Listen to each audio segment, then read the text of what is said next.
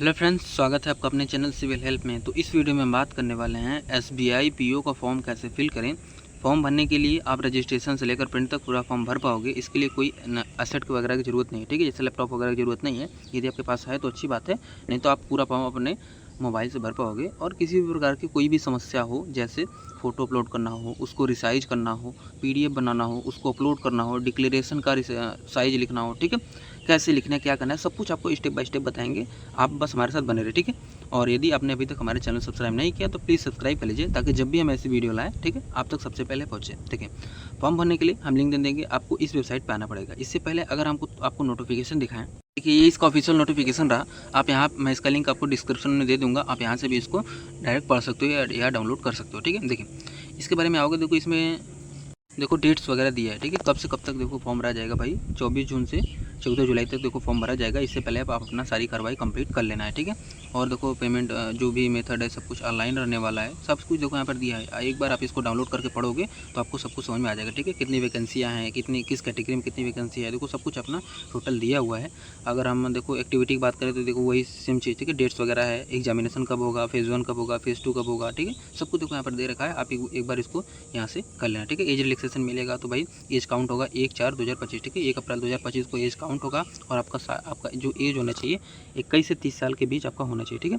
और इसमें बाकी सारी चीज़ें आप देख सकते हो, ठीक है। ओबीसी को 3 साल का छूट मिलेगा। इसी प्रकार से हर एक कैटेगरी का अपना अलग अलग का एज रिलैक्सेशन का क्राइटेरिया, ठीक है। अगर हम एसेंशियल क्वालिफिकेशन की बात करें, देखो इसमें एसेंशियल क्वालिफिकेशन में देखो इन्होंने बता रखा है कि क्या, graduation in any discipline from recognised university, मतलब आपको पास ग्रेजुएशन है किसी भी स्ट्रीम में तो आप इसके लिए अप्लाई कर सकते हो, ठीक है।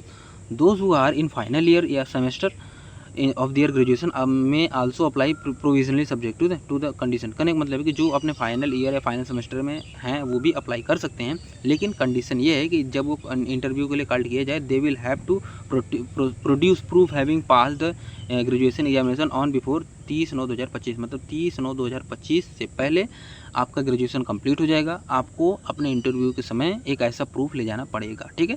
इस बात को आप ध्यान रखें तो आप अप्लाई कर सकते हो, ठीक है। बाकी सारी चीज़ आप यहाँ से एक बार पढ़ लेना। अगर आओगे तो कोई फिर लास्ट देखो सिलेबस वगैरह भी देखो सब कुछ यहाँ पर दे रखा है, ठीक है। एक बार आप इसको यहाँ से देखोगे तो आपको समझ में आ जाएगा। देखो सबसे लास्ट 15वें पेज पर आओगे तो आपको डिक्लेरेशन है, ठीक है। लेफ्ट हैंड थंब इंप्रेशन का क्या सिस्टम रहने वाला है, फोटोग्राफ का डायमेंशन क्या रहेगा, ये सब कुछ दिया हुआ है। हालांकि मैं आपको उसी समय बता दूंगा, ठीक है। अब आइए देखते हैं कि फॉर्म कैसे भरना है।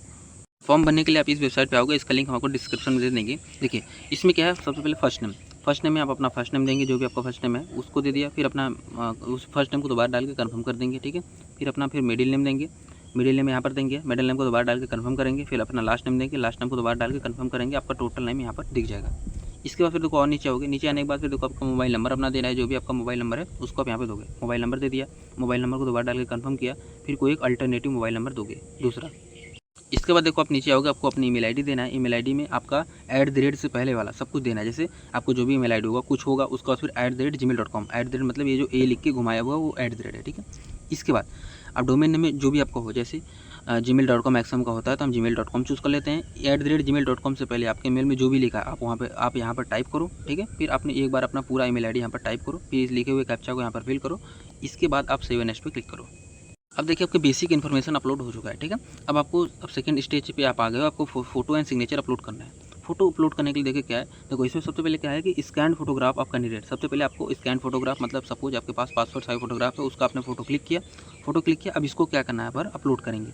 अब लेकिन इस अपलोड करने से पहले इसकी कुछ कंडीशन है, जैसे इसका साइज़ कुछ होगा तो हमको इसको साइज़ को कम करना पड़ेगा या उस क्राइटेरिया में लाना पड़ेगा। दूसरा चीज़ इसका डायमेंशन, मतलब लंबाई गुड़ाई और चौड़ाई चेंज करना पड़ेगा। वो कैसे करना है, कितना करना है, अब वो देखते हैं। यहाँ पे देखो नोटिफिकेशन में पेज नंबर 15 पे आओगे, ठीक है। तो यहाँ पर देखो दे दिया है फोटोग्राफ के लिए, देखो सारा सब कुछ दिया है। फोटोग्राफ के लिए देखो इन्होंने दे रखा है कि पहला चीज़ क्या है कि डायमेंशन होना चाहिए 200 से 230 पिक्सल, ठीक है। और साइज 20 to 50 KB मैक्सिमम होना चाहिए, मतलब कि इससे ऊपर नीचे नहीं होना चाहिए, ठीक है। इसके लिए देखिए आप गूगल पे आओगे, गूगल पे आने के बाद आप सर्च करोगे IM रिसाइजर। इतना सर्च करते ही आपको पहले वेबसाइट मिल जाएगी। इस पर आप क्लिक करेंगे देखो ये खुलेगा। इस पर देखो फिर क्लिक हियर वाले ऑप्शन पे आप क्लिक कर दोगे, ठीक है। इसके बाद में देखो सिलेक्ट इमेज वाले पे जाओगे, अपना इमेज सेलेक्ट करोगे, जो भी जैसे आपका पासपोर्ट साइज फोटो वाला इमेज था उसको आपने चूज़ किया। फॉर्मेट आपका JPG रहने देना है। उसने कितना कहा था, 200 कहा था, ठीक है। हाइट 230 पिक्सल कहा था, ठीक है। लंबाई चौड़ाई हमने भर दिया 200 से 230 पिक्सल। उसके बाद मैक्सिमम फाइल साइज उसने कितना कहा था 50, तो हमने 50 लिख दिया। इतना करते ही देखो आप यहाँ पर ऊपर आओगे ना, यहीं पर देखो आप ऊपर आओगे तो आपको एक यहाँ पर देखो डाउनलोड का ऑप्शन दिख जाएगा। हमारे में इसलिए नहीं दिख रहा क्योंकि हमने कोई इमेज वगैरह यहाँ पर अपलोड नहीं किया, ठीक है। यहाँ से आप अपने उस इमेज को डाउनलोड कर पाओगे जिसका डायमेंशन जो आपने लिखा है उतने उसके अंदर होगा। फिर आप अपने उस इमेज को यहाँ पर देखो चूज पे क्लिक करके यहाँ पर आप उसे अपलोड कर दोगे, ठीक है। यहाँ पर आपको दिख जाएगा। इसके बाद देखो आपको एक लाइव फोटो कैप्चर करना है। लाइव फोटो कैप्चर करने के लिए आप देखो कैप्चर लाइव फोटो पे क्लिक करोगे तो यदि आपको कैमरा सपोर्ट करता है तो आपको मोबाइल से डायरेक्टली लाइव फोटो कैप्चर हो जाएगा। फिर यहाँ पर फिर आपको यहाँ पर नीचे दिख जाएगा, ठीक है। सपोज जैसे आपके मोबाइल से फोटो डायरेक्टली कैमरा मतलब कि नहीं हो पा रहा है, मतलब वो वेब कैमरा ही मांग रहा है। यदि आप कंप्यूटर या पीसी पर रहे हैं तो आपको वेब कैमरा मांगेगा, तो आप यहाँ पे फिल करोगे। यदि आपको मोबाइल में कैमरा नहीं खुल रहा है तो सिंपल आप क्लिक करोगे, देखो क्लिक हियर टू स्कैन पे क्लिक करोगे तो आपके एक क्यूआर कोड खुलेगा। उस क्यूआर कोड को अपने मोबाइल से आप उसको स्कैन करना है। स्कैन करने के बाद आप एक नए साइट पे चले जाओगे जिसमें आपको लाइव फोटो कैप्चर करने का ऑप्शन आएगा। वहाँ से आप अपने लाइव फोटो कैप्चर करके सेव करोगे। फिर यहाँ से वापस आकर इस वेबसाइट पर इसको रिफ्रेश करोगे तो आप देखोगे आपका लाइव फोटो अपलोडेड हो चुका है, ठीक है। यदि आपके पास वेब कैमरा है तो आप यहाँ से डायरेक्टली भी कर सकते हो। हालांकि आपके पास मोबाइल है फिर भी आप एक बार यहाँ से ट्राई करो, शायद हो जाए, ठीक है। इसके बाद जो भी आपका लाइव फोटो कैप्चर होगा वो आपको यहाँ पर दिख जाएगा। इसके बाद देखिए आपको अपना सिग्नेचर अपलोड करना है। देखो सिग्नेचर के लिए भी देखो इन्होंने डायमेंशन वगैरह दे रखा है। क्या होना चाहिए, 140 उसकी लंबाई होना चाहिए और 60 उसकी ऊंचाई होना चाहिए, मतलब कि 140 चौड़ाई और 60 ऊंचाई होना चाहिए, ठीक है। उसका मैक्सिमम फाइल साइज 20 KB होना चाहिए। तो अपना सिग्नेचर वाला इमेज इसी क्राइटेरिया में जैसे मैंने बताया था वैसे कर देना, ठीक है। देखो क्या है, the applicant has to sign on white paper with black ink, मतलब कि वाइट पेपर पर काले पेन से आपको साइन करना है। इस बात का ध्यान रखना है, ठीक है। इसके बाद जो भी आपका सिग्नेचर होगा उसको आप यहाँ पर देखो, यहाँ पर डिक्लेरेशन वगैरह कर देना। फिर यहाँ पर ब्राउज पे क्लिक करके अपना सिग्नेचर अपलोड कर देना। उसके बाद फिर क्या है, सिग्नेचर कैपिटल लेटर में नहीं होना चाहिए, ये इन्होंने बता रखा है। इसके बाद फिर कन्फर्म पे क्लिक करना, फिर आप सेव नेक्स्ट पे क्लिक करेंगे। इसके बाद देखो आपको कुछ अपनी बेसिक डिटेल्स वगैरह देना पड़ेगा, जैसे जो भी आपका जैसे आपका कैटेगरी, आपको जो भी कैटेगरी उसको चूज़ करना है, ठीक है। फिर सब कास्ट यहाँ पर आपको चूज़ करना है। इसके बाद फिर यदि आप देखो EWS हो तो आप यहाँ पे टिक करोगे, यदि आप OBC हो तो आप यहाँ पे टिक करोगे। इसके बाद फिर क्या है, are you person which benchmark disability और 40% एंड एबव, यदि आप दिव्यांगजन हो 40% या एबव से, वो आपका सर्टिफिकेट वगैरह सब कुछ बना होगा तो आप यहाँ पे येस फिल करोगे। फिर अपने सर्टिफिकेट के हिसाब से जो भी लगा होगा नीचे सारा डाटा आप फिल करोगे, ठीक है। इसके बाद फिर देखो नीचे आओगे, फिर यहाँ पर देखो क्या है, अपना सारा डाटा अपने हिसाब से दे देना। इसके बाद फिर क्या है, do you intended to use the service of scribe, ठीक है। यदि आपको स्क्राइब मतलब स्रोत लेखक चाहिए, स्क्राइब चाहिए तो आप यस या नो फिल करेंगे, ठीक है। Accept the guidelines for scribe, उसके बाद यदि आप यस करते हो तो यहाँ पर गाइडलाइंस वगैरह आप यहाँ पे यस करोगे। इसके बाद फिर क्या है, वही डिसेबिलिटी वाला है, ठीक है। यदि आप हो तो यस करोगे, नहीं तो नो फिल करोगे। इसके बाद देखो नीचे आने पर आपको अपना रिलीजन चूज़ करना है, अपना जो भी रिलीजन उसको चूज़ कर लिया। इसके बाद फिर क्या है, यदि आप रिलीजियस माइनॉरिटी से बिलोंग करते हैं तो आप यस या नो फिल करोगे। यदि आप एक्स सर्विस मैन हो तो आप यस या नो फिल करोगे। पीरियड ऑफ सर्विस अपना दोगे, ठीक है। यदि आप एस फिल करते हो तो आपका जो सर्विस और पीरियड ऑफ सर्विस है आप यहाँ पर दोगे, ठीक है। दूसरा चीज़ देखो क्या है ना, कि कैटेगरी वाइज देखो लिखा होता है कि हर कैटेगरी वाइज जो SBI PO का होता है वो कितनी बार एग्जाम दे सकता है, ठीक है।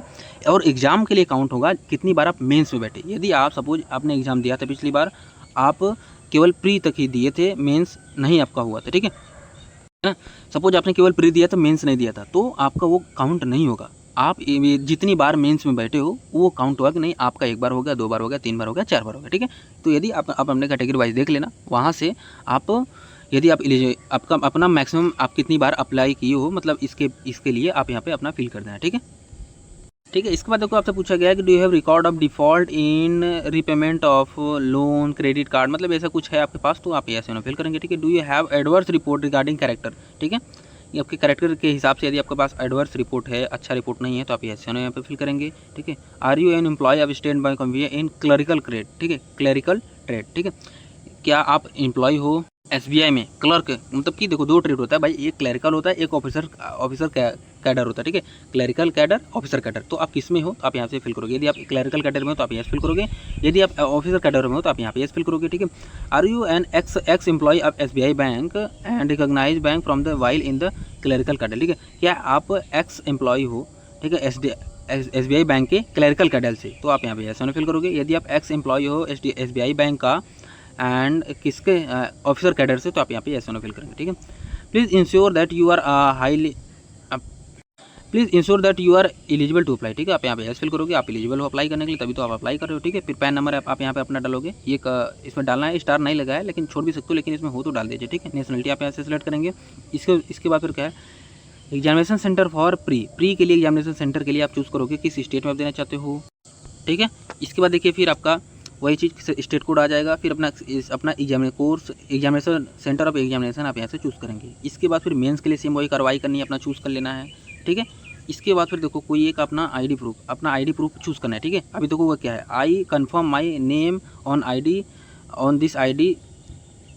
इससे पहले देखो यहाँ पे लिखा है कि I intended to bring the following ID when appearing in the examination. ये मतलब कि एग्जाम में जब मैं जाऊँगा तो यही आईडी लेकर जाऊँगा, और मैं ये कंफर्म करता हूँ कि my name on this ID and this application exactly matches, ठीक है। इस बात का आप यहाँ पे डिक्लेरेशन करोगे, आपका दोनों नाम मैच होना चाहिए, आप यहाँ पे टिक करोगे, ठीक है।